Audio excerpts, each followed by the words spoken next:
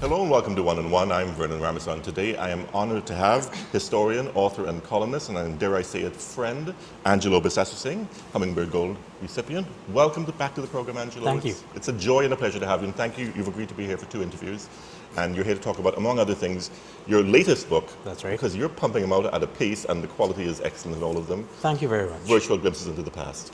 And this is going to be launched this Thursday. At Gulf City Mall. At Gulf City Mall. 7 p.m. And it's also your birthday, your 34th. Yes, that's birthday, so it's lots of reasons to celebrate. That's right. Before we get to that, Angelo, it's been, well, you have, I said I'm come myself as your friend. You have literally thousands of people who regard you as a friend. You're part of their lives thanks to Virtual Museum on Facebook.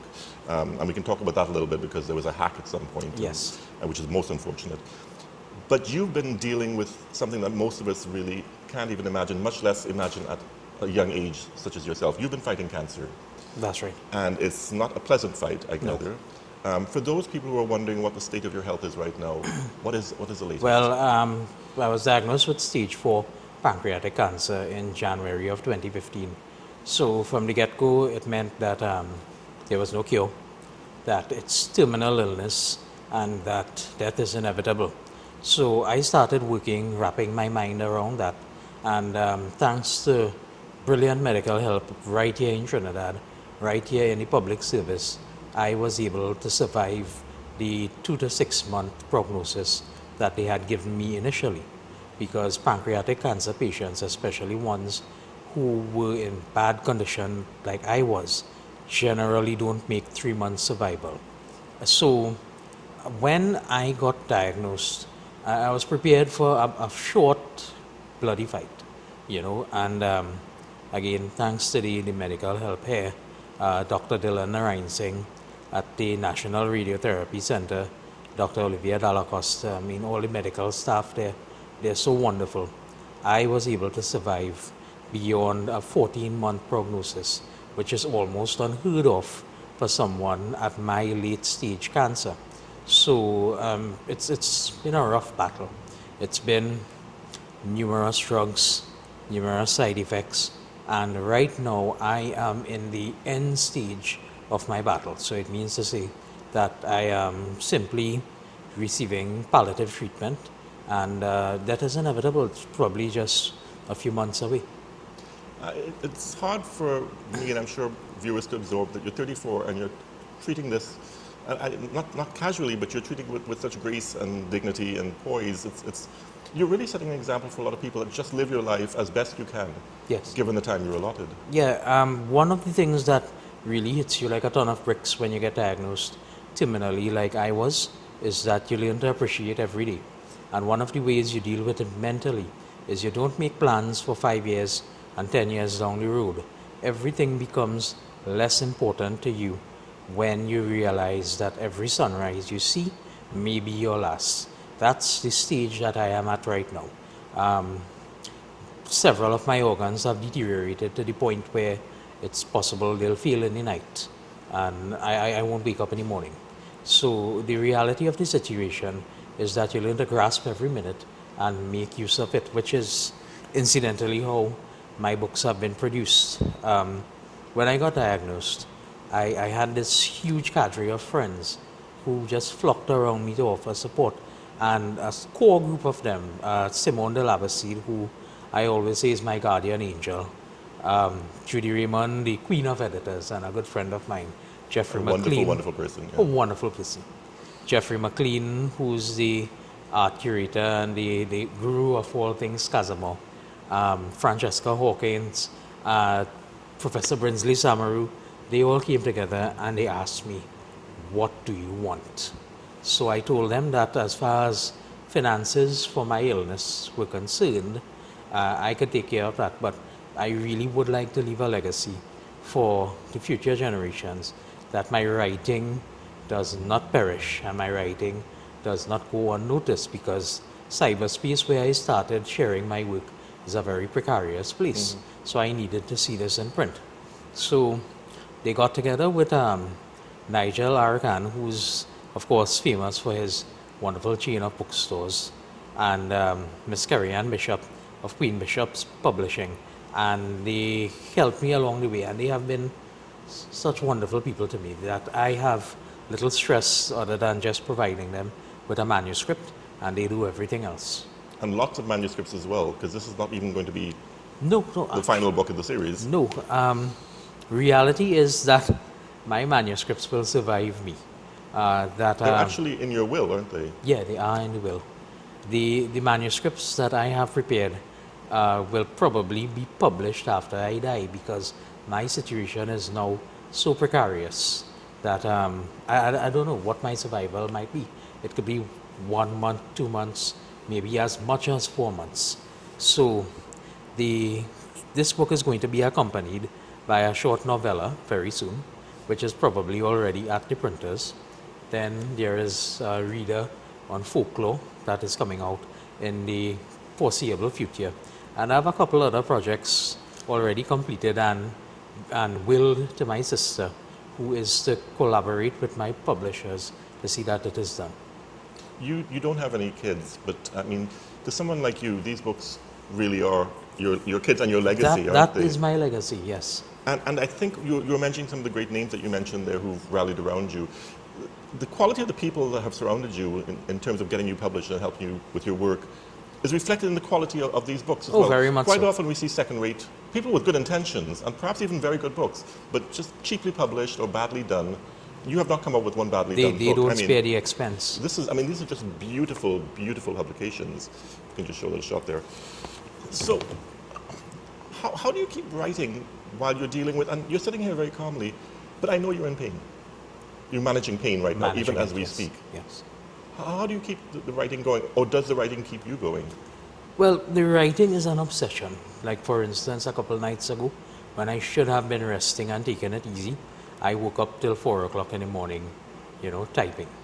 Because once a thought hits my head, I have to see it to the end until it peters out into something creative. And then I drew a lot of inspiration from the story of Louis Kimi, who was the great artist of Tobago heritage. Great Crafted sculptor. wood into wonderful mythical creatures Exactly. and men and Beautiful animals, exaggerated creatures, beautiful exaggerated figures. And she got diagnosed with cancer, and she didn't let it stop her. She lost the ability to walk, and her assistants would carry her on her hands and knees, and she would literally be on all fours, carving and crafting and creating. People who didn't know her when she was alive, she was just this force of nature, wasn't she? She would just barrel around everywhere, and she was a tiny little thing. Exactly. So I think I could do that. I work in a different medium, and it's a less arduous medium, to be totally honest. So that I have no excuse to not do the same thing as Louis Kimi. It occurs to me that, as I mentioned, you're accepting everything that's happened to you with dignity and poise and grace. But to some extent, that's reflected in the lives you describe as well in some of your books. Because I know there was a famous Smiths song, and all those people, all those lives, where are they now? Yeah. And you're telling us, well, they're not forgotten because they're in my books. No. But you're looking at people's lives, how they've passed, how they've been remembered. So that all sort of makes sense when we look at how you handle Exactly. the current situation. Yeah. It's a philosophical similarity that I have between my life. It's a parallel between my life and the people whose lives I recount in my books. So you're bringing these people back to life. Indeed, and one of the things I intend to thank people for on Thursday night, because as I said, my health is now so very questionable, that might be my last public appearance, is that every time they buy my books, read my stories, share it with their children, my name lives and my work lives, and that is something that I am extremely grateful for.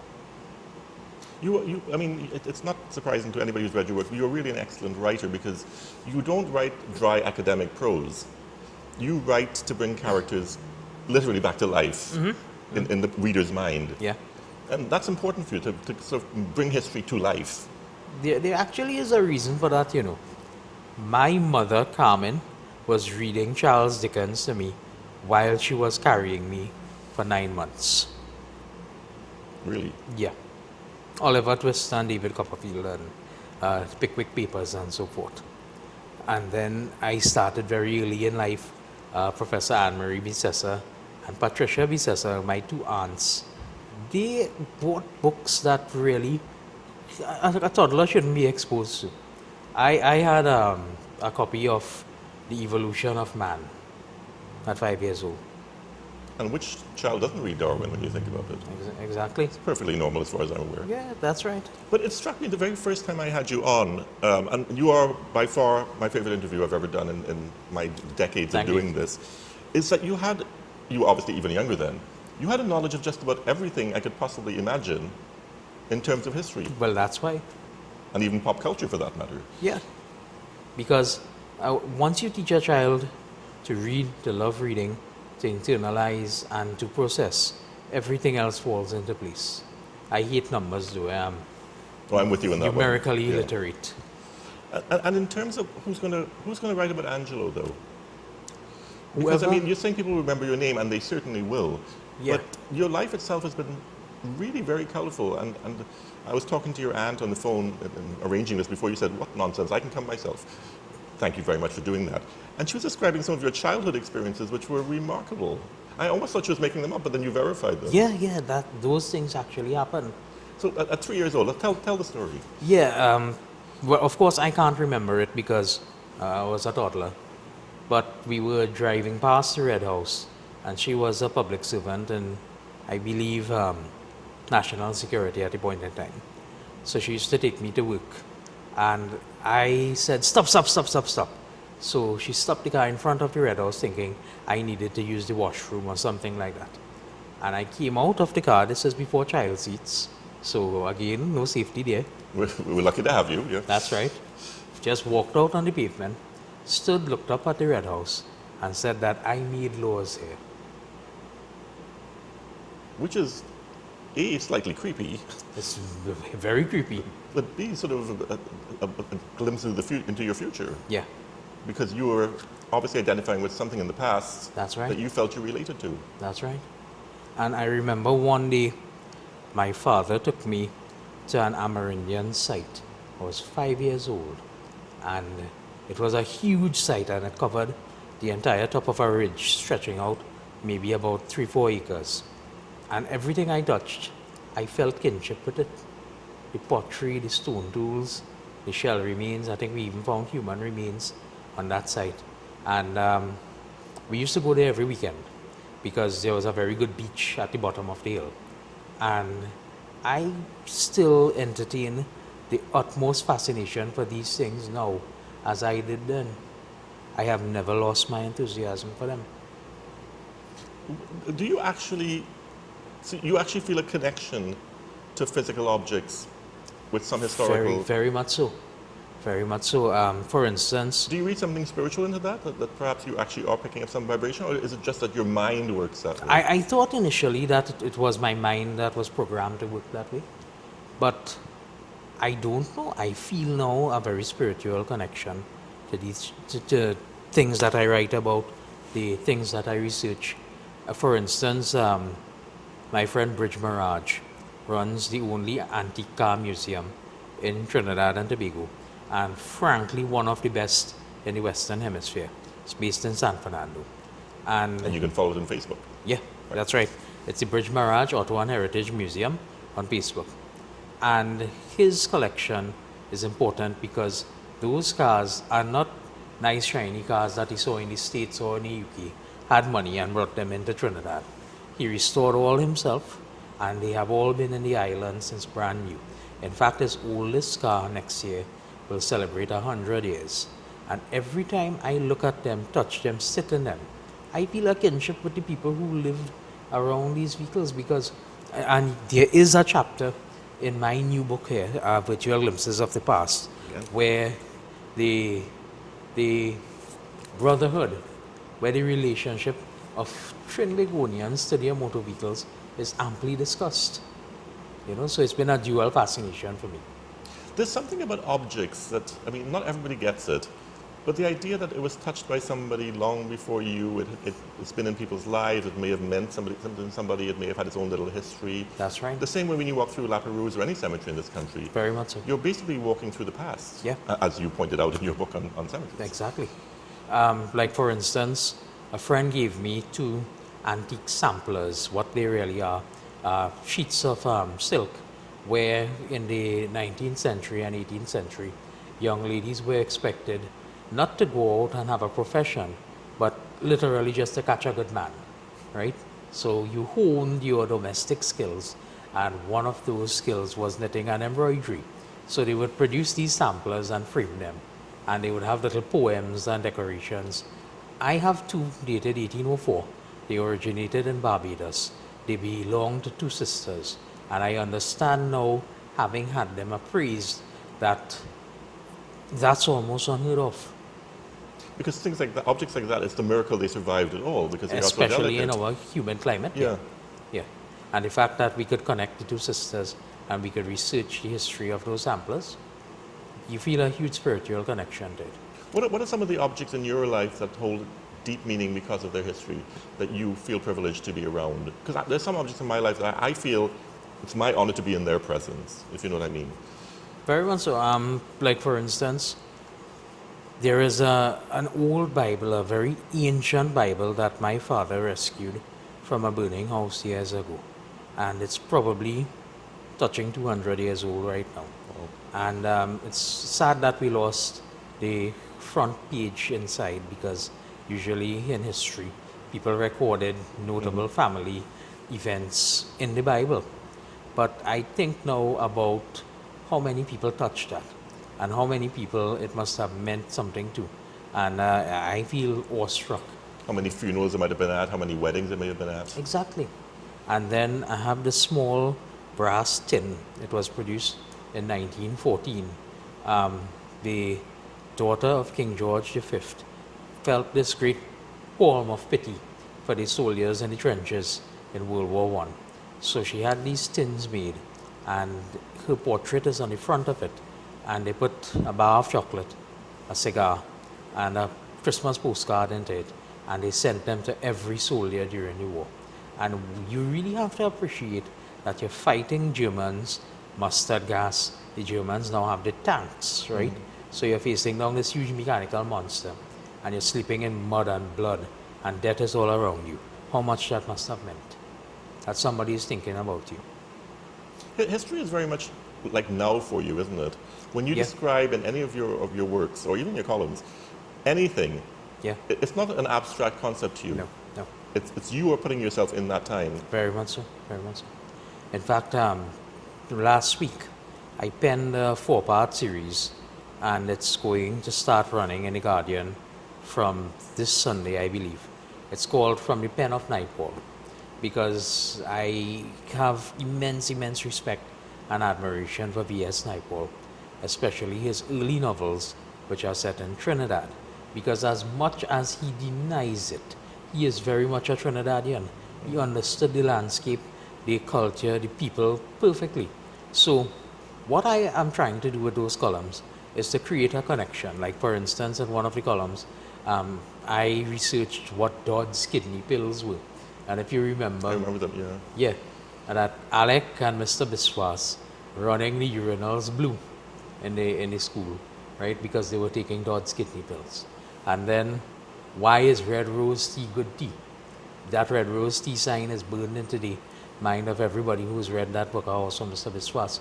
And why Ram Logan from the suffrage of Elvira had to grease himself up with Canadian healing oil when he was taking a nap, right? All of these things are connected. So they're connected not just because of Naipaul, but they are real aspects of our history that I could now revive. Another discussion that's sort of been around lately, because we're living in times where we like to think we're very progressive, and quite often we look back at history and we're horrified by some of the events that happened. How do you deal with that? Because I know, to me, I accept things as that's just the way things were then. I don't take offense or umbrage. I mean, it's just the way society changes. Things are different. Do you feel the need to engage in any kind of revisionism when you're writing? I've never seen it, but... I choose not to revise. The reason for that is I believe everyone has an opinion. There are opinions that I hold that certain things were wrong in history, that certain chapters in history which are treated with very mild and very sugar-coated descriptions, those are the ones that really are the horror stories, you know. So My opinion does not matter here. My opinion is simply to tell a story and let the reader form his or her opinion. Because something like slavery is a difficult thing, and I think a lot of Trinis have a problem with anything historical from the period of slavery, because to them it's something that should be forgotten and tucked away and never mentioned again, like that embarrassing uncle of yours. But in fact, it happened. It happened. And to not acknowledge the people and the lives that were lived then is to devalue them. Which is why Judy Raymond's new book, The Color of Shadows, in which she catalogues and traces the life of Richard Bridgens, the artist of slavery. It's so more important than just Bridgens alone, because it is the first, I believe, the first detailed look of what slavery was like in Trinidad. And it is infinitely more horrific than anybody could imagine. And it gives it in very vivid detail. So that is why that book, I believe, should be in every secondary school, so that we don't grow up with misconceptions and myths, and that we don't take stereotypes, and that we don't rely on second-hand information. Well, what I've noticed as well, we rely on American stories of slavery and forgetting that we have our own. Well, Judy points that out. That the and American, it's an excellent book we should mention as well, because I read it all in one go. Yeah, exactly. That American slavery and Caribbean slavery were two different things. You know? So you can't watch Roots, which, by the way, that remake was excellent, and say this is what pertained in the Caribbean. There might have been some parts of it that were worse than others. You know? Like, for instance, I remember reading that Dr. J.D. Elder, who did a huge amount of research into Afro-Trinbagonian heritage, he noted that the Afro-American is probably closer to his white master in behavior, right, and culture than any other formerly enslaved person or the diaspora in the Western Hemisphere. Because in the Caribbean, where the colonies were very small, there was still some chance to keep the inheritance of Africa. But because the United States is so large, and because the plantations, you could separate families and they'll never see each other again, you could break up that culture into so small fragments that it could never survive. So that all they had left was to mimic the behavior of the plantocracy. So totally different experience. Totally different experience. We're almost out of time. We have about 4 minutes, but thankfully you'll be around for part 2 where we can talk more about this particular book. Let's talk about another book, Facebook, for a second.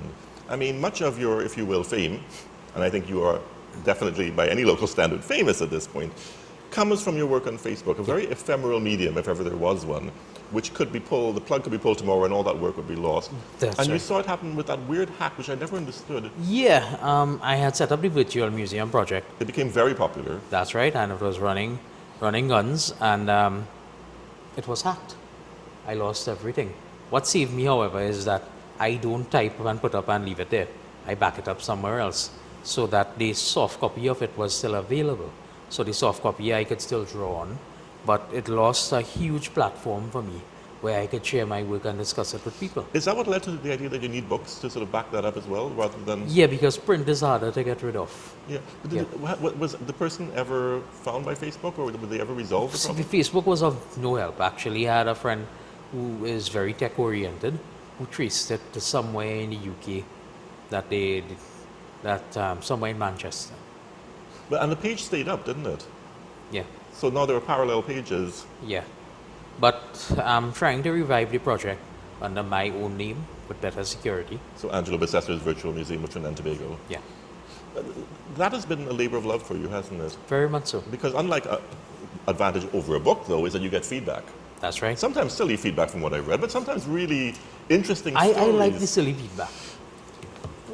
It's entertaining. Yeah, that's the comic relief in it. Yeah. And then you have people adding bits and pieces to the story. Oh, my aunt was at that house, or my uncle went on that ferry that went to a little island that was off King's Wharf in San Fernando. It's fascinating. I for instance, without revealing the family's name, there was a very rich, very powerful, and very influential free-colored family in La Romaine in the early part of the 19th century. So I always thought that they became extinct sometime towards the beginning of the 20th century. Lo and behold, at my last book signing, a woman walks up to my table with that name. And I said to her, where you got it from. She said, well, I've never heard it outside of Laramine. So it means to say that this bloodline has remained in Laramine for well over 200 years. So that is one avenue of research I'm following up right now. Well, we're out of time, Angelo, but we'll continue our conversation and talk about this book and the future books. And I'm dying to hear about this novella that you're working on as well, the folklore book too. But thank you very much for being here, and thanks for sticking around. Thank you, Angelo. You've been watching One on One. Join us again tomorrow for part 2.